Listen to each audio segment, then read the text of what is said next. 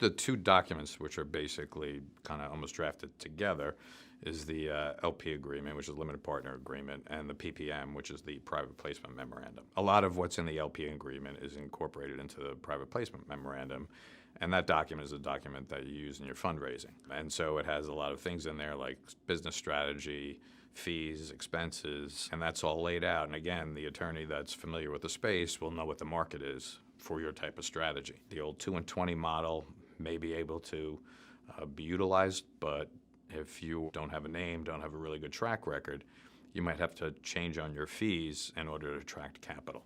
So it's an important piece to really get those documents drafted up, have them buttoned down, and have that all ready to go before you go out for your fundraising.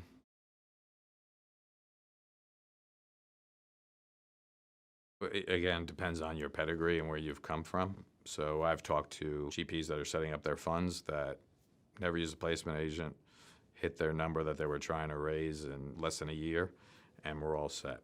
But a lot of funds that are starting up and don't have that pedigree and want to go out on their own have trouble. Fundraising is very hard. You're trying to get people to commit money to you based upon what your strategy is, what your story is. Maybe you can document returns you've had in the past at another organization. Sometimes that's hard. They won't give you attribution to your deals that you did there. Raising money is difficult, and so various placement agents may specialize in certain industries, certain types of funds, and so having them help you raise money is a way to go with a lot of funds. So a lot of our smaller funds that start up hire placement agents to help raise the money.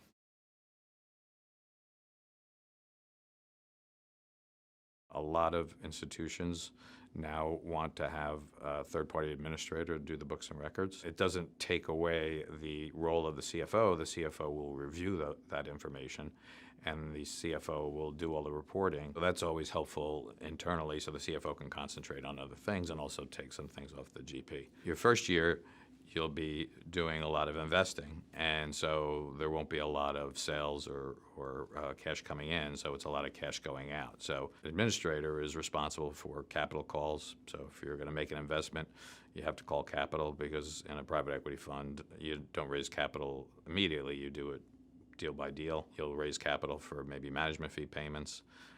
So the administrator is responsible for sending out those capital calls. Then once you go down the life of the fund and you start to liquidate some of those positions, the administrator will deal with the calculations, what the gain or loss is on that. They'll also deal with the cash coming in if there's any distributions. They'll deal with the distributions as well. So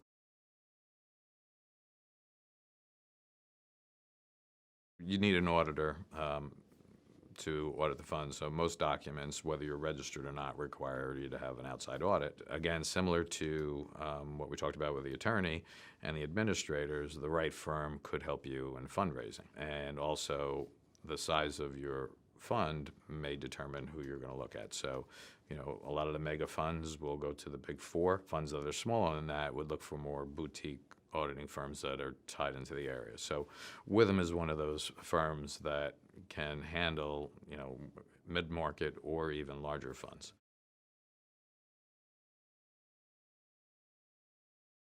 They can just use it for capital calls, or whether they can carry it for a period of time. But it's good to have all those things lined up, because the worst thing that could happen is you're trying to do a deal and trying to close, and you can't get your capital in from your investors in a timely manner. So having those lines of credits available would be very helpful.